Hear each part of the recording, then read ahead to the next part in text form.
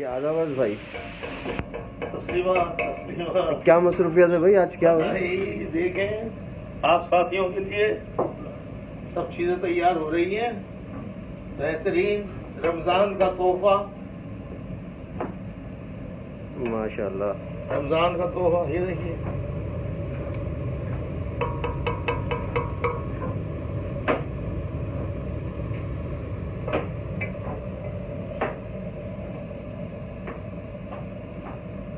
आज अल्ताफ भाई तेरी की साथियों के लिए अपने घर में अपने हाथों से खाना पका रहे हैं। जबलूती डिश, दिस इज कॉल्ड जबलूती डिश।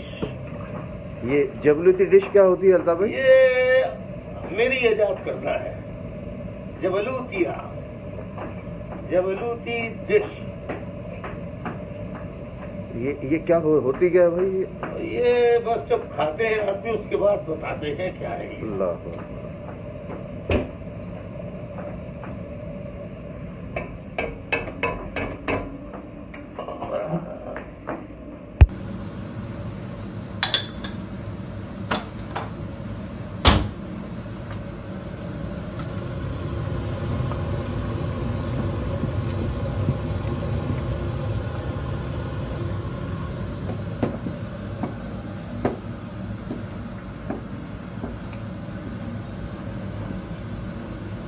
पासों को ना पासों ना बनाएंगे।